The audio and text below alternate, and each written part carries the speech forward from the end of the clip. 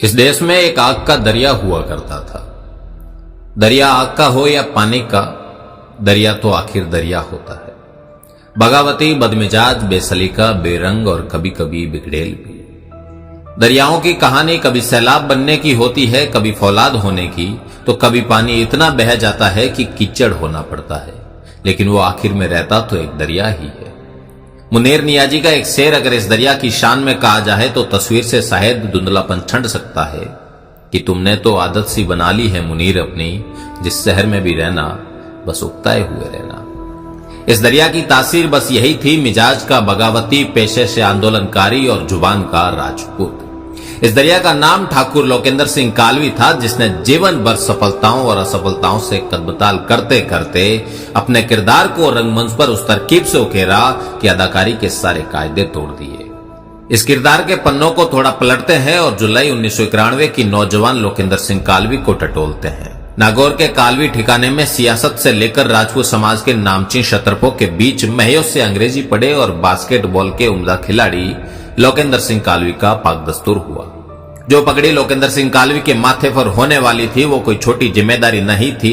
उस पगड़ी के साथ एक जिम्मेदारी थी उस महान सामाजिक परंपरा को आगे बढ़ाने की, जिसे सर्वज्ञ कालवी साहब ने उम्र भर साकार किया। सर्वज्ञ कालवी साहब कहा करते थे कि जोगा ने जग पूछे, ना जोगा ने कुण पूछे।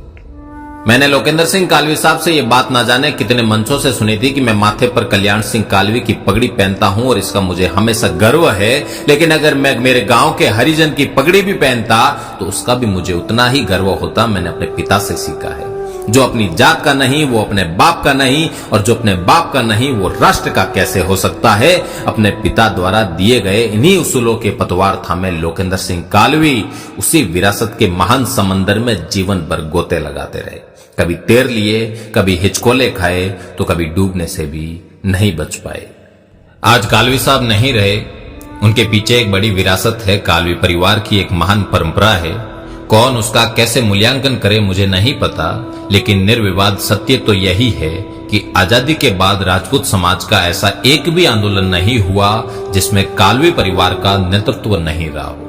आंदोलन सफल और असफल होते हैं, व्यक्ति कामयाब और नाकामयाब होता है, लेकिन विचार हमेशा जिंदा रहते हैं। किसी ने ठीक कहा है कि सुकरात उस दिन जहर ना पीता तो मर जाता। जो जहर विचारों को जिंदा रखे वो पी लेना चाहिए।